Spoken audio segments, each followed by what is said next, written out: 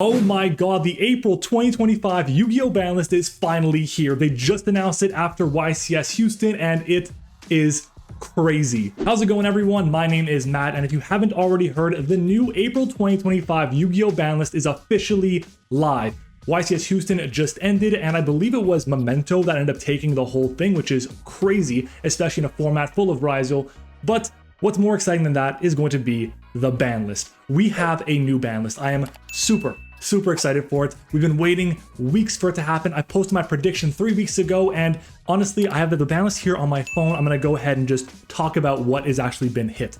Starting off though, the unlimits. The cards that were unlimited, we have Cyberjar, Danger Tsuchinoko, Danger Jackalope, Ava, and Performapal Monkey Board. These cards are all doing really nothing right now in the format. Ava going back to 3 is kind of interesting, I guess. The Dangers being at full power once again is pretty cool. Cyberjar is gonna do absolutely nothing, and Monkey Board is, you know, it did nothing at 2, it's gonna do nothing at 3. So really inconsequential. But what's really important and what's really unique and honestly kind of awesome is the semi-limited list. I know the semi-limits, we have, what is this, 12 cards on the semi-limits?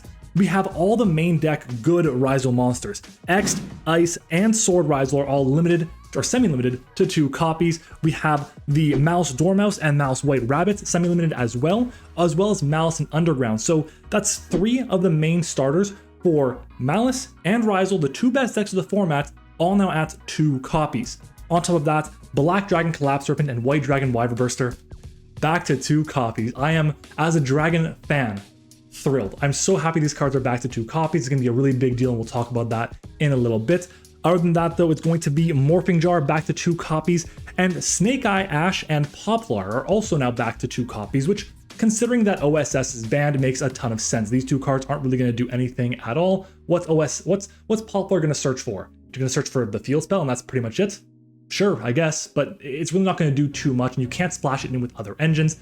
But I do think the deck itself is still technically functionable without OSS. That being said, there's also one other card that we're missing here, and that's going to be Unchained Soul Sharvara. I love that Sharvara is back to 2 copies. I think it was a mistake to put it to 1 copy when it did get limited initially, and the card is just really good for a bunch of just fiend slop decks. And I know there's a couple people at my locals that are going to be really happy with Sharvara back to 2 copies, and it makes Unchained actually a viable deck once again, and a good competitor in the format because they don't really care about being destroyed, and Rizal is still going to be decent even after this ban list. But that's it for the semi-limits. Moving on to the limited section, which is, you know, the semi-limits were crazy, but the unlimits, or the limits rather, jeez, I'm so happy with the limit section, and I called quite a bit of them, which I'm really happy about. But first off, Bestial Druisworm is now at 1 copy. You know, I would rather this, Bestial Druisworm, going to 1 copy than any other alternative, whether it was Magma being banned or everything being put back to 3 copies. I think it was just the most balanced decision that you could possibly make, and it was the right one in my opinion. So Druisworm back to 1 copy. Dimension Shifter is at 1. I cannot express how happy I am about this. Shifter to 1 is just basically as good as it being banned. I don't have to worry about Shifter anymore. I hate that card. It's gone. Thank Christ. Oh god, you do not understand how happy I am about that. Moving on though, also at 1 copy, Masterpiece, the True Draco Slaying King. It was recently placed in Bonanza, or Stampede rather, and it makes a lot of sense for it to come back. I don't think it's going to do too much. No one's really playing a bunch of continuous spell and trap cards, and if it does get summoned out, sure, it's a pop, I guess, and yeah, it's a towers, but if you have a 3,000 attack point guy, you can just hit over it and you'll be fine. That being said, it's still a really scary card in some situations, so you do have to be prepared for it. Other than that though, Mathmech Circular going to 1 copy. This is basically a buff for Malice, and it kind of sucks because it sends cards to great for cost, so it can be a little bit problematic, but either way, I think Circular should be back. I don't think Mathmech's going to do anything too scary and should warrant it to be still banned. Other than that, Rizal Detonator. I posted in my prediction video, Detonator 2-1, and everyone said, no, you're crazy. Well, guess what? Rizal Detonator is at 1 copy now. And yes, Metaltronus demolishes the deck. If you can go Metaltronus and banish a copy of Detonator, that really sucks. But Detonator is still a phenomenal card and definitely deserved to be at 1 copy, and the deck can still function quite well. The only thing is, it kind of struggles to play a pure Rizal deck. You can play a more Rizal engine, I guess, and have Detonator be the main card there, but Rizal isn't dead by any means, just you gotta pair with other engines. Other than that, we had the Detonator to 1 copy. Also to 1 copy, we have Bonfire, which just makes a ton of sense. Bonfire was way too searchable for, or getting cards so searchable. You had searches for X Rizal and Ice Rizal. So now instead of having 3 copies of X and 3 copies of Bonfire for 6 copies, you have 2 copies of X and 1 copy of Bonfire. So now you have 3 copies instead of 6. That's a really big deal, and it reduces the consistency of pure Rizal a lot. I actually think you cannot play pure Rizal anymore. It's just not consistent enough unless you're playing exactly 7th Tachyon. But at the same time, we knew that Bonfire was going to be hit because 7th Tachyon was being released. And now that it's out, Bonfire to 1 makes a ton of sense. Brilliant Fusion is now off the list. It is now at 1 copy. I think it's just not worth your while. Getting the extra normal summon is nice, but you play the Garnet, it's just not going to be as useful, I find. I think Brilliant Fusion has seen its time. It's not going to be as impactful, and it'll probably go from 1 to 2 and then from 2 to 3 on the upcoming lists. After that, these 2 cards, this kind of hurts, but I think it's the right decision. Crossout Designator is a really powerful card, and it's at 1 copy now. I didn't think they were going to do it. I did not think it, but they did. Designator to 1 is a big deal. A lot of decks were playing it, and it meant that these decks can just eat through hand traps, which is really strong. I was playing it in my budget Blue Eyes deck in my budget challenge, and it's not going to be possible anymore. And at 1 copy, maybe you play it, maybe you don't, but there's no super impactful hand traps in this format that you really want to have crossout for, unless you really count Dimension Shifter, in which case are you going to really worry about it? It's at 1 now, so it doesn't really make much sense. Other than that though, Triple Tactic Talent to 1 copy. Again, did not expect them to do that. Never would have expected it, but it happened, and Talents to 1 does have an impact. So those are all the cards limited to 1 copy. So to refresh your memory, Druid's Worm, Dimension Shifter, Masterpiece, the True Jaco Slaying King, Mathematic Circular, Rizal Detonator, Bonfire, Brilliant Fusion, Crossout Designator, and Triple Tactic Talent. There you go. And finally, the banned cards. I called a few of these. I'm pretty happy. I think that Nightmare Griffin, the hits of that was phenomenal, great decision, as well as Link Decoder. This significantly weakens Malice, which is going to become so much stronger in the next format because of the releases that are going to happen in Alliance Insight. So I'm happy this card is at 1 or banned now.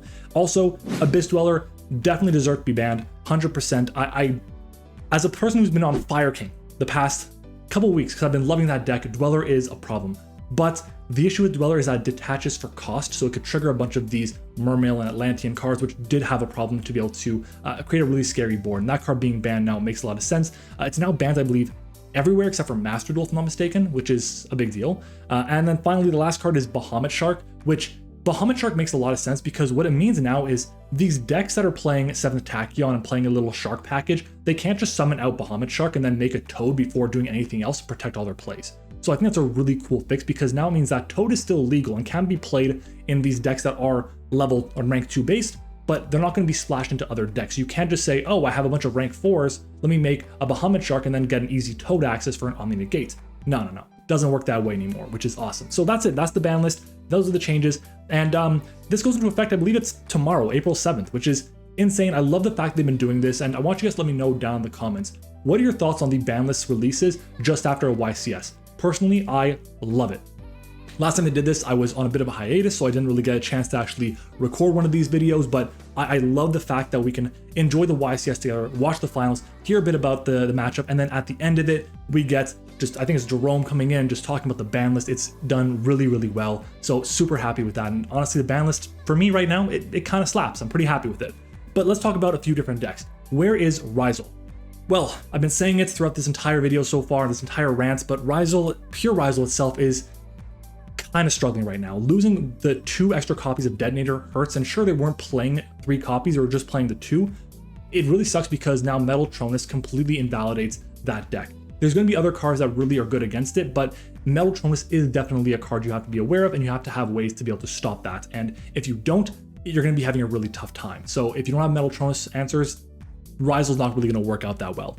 It also loses a ton of consistency. I mentioned you had 6 copies of X, 6 copies of Ice, and I think it was just 3 copies of Sword. Now you have, instead of having, 6, 6, 3 is going to be 15, you have a total of 7 combined of all those. It's just, you don't have a ton of them. You have 2 Ice, 2 X, 2 Sword, 1 Bonfire. That is nothing compared to the 3, 3, 3, 3 that you would have had before. Big deal, really big deal. Also, Abyss Dweller is definitely a hit to that strategy as well. It means that against certain rogue decks, it could perform really well, and now it just struggles a bit to do that, which is a big deal.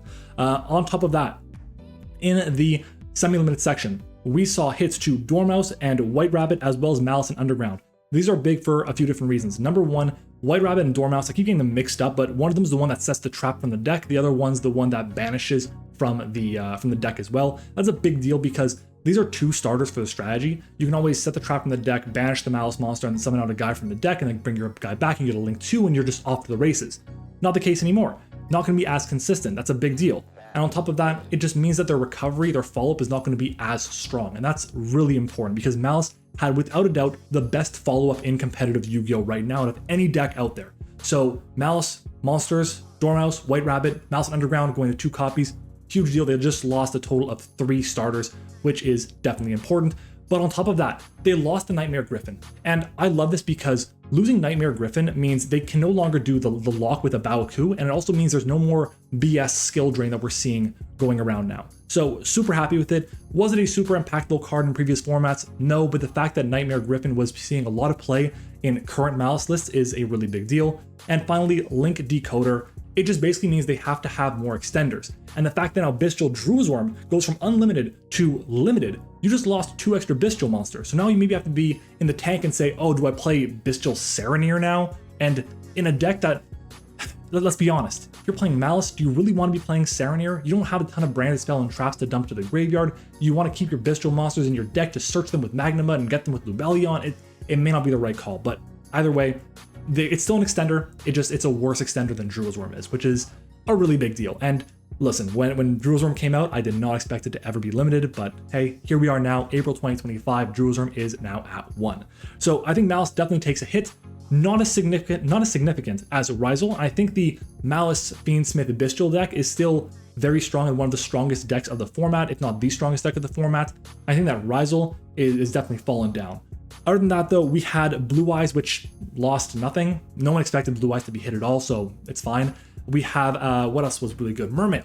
Mermail was really good. Taking names, winning events, and Mermail lost Abyss Dweller and lost Bahamut Shark, which are a big deal because now they can't get access to Toad, and it also is a way for them to trigger the effects of their Mermail monsters, which is a huge deal as well. So big deal. Those are the biggest decks of the format. Unchained is a big winner in this, which is obviously great. Dragons, huge winner with Black Dragon Collapse Weapon and White Dragon Wyvern Burster back. I just wish they would unban or unlimit rather Chaos Space. I think it would be amazing to bring it back to 3 copies. Oh, any deck using the graveyard now is so much better off. Dimension Shifter is at 1, so it's basically banned, and Dweller is banned. So graveyard decks are kind of really happy. I mean, if you're a tier player, geez, tier just got a lot better. Yeah, cash cards are still around, sure, and there's other ways to get around it, but graveyard decks, you're feeling amazing right now. Snake Eye decks are also really good. You can definitely play a pure Snake Eye deck now. 2 Ash, 2 Poplar is still good, even though there's no OSS. The rest of the engine is completely fine. And, you know, I guess with Bonfire at 1, you reduce your copies of them, but you can definitely play it as an engine, and you can get a lot of really good link material. I think it's just a solid combo control deck right now, and could definitely top some events if you're playing pure Snake Eyes. Especially with the Fiendsmith cards that we see nowadays. Because the Fiendsmith cards weren't hit, by the way. That's just, I can't believe it. The Fiendsmith cards wasn't hit. How? Yeah, I get it. They want to sell the product. They want to sell Stampede because Engraver still at 3 copies. And the good news is for all of us getting our first copies of Engraver like myself, I get to play with the card now for the first time ever, at least for the next 3 months until the next ban list, which is a big deal. But yeah, I'm kind of shocked. I'm kind of surprised by that. And you know, it is what it is. Just make sure you gotta pack your Bestials, pack your cards that are gonna be able to beat the Fiendsmith engine, your Ally of Justice Cycle Readers, and you should be fine. But hey, that's it. That's about 15 minutes of me rambling about the ban list. I've never done a video like this, a reaction to the ban list like this. So if you enjoyed that kind of video, then let me know down in the comments. It's very much unfiltered.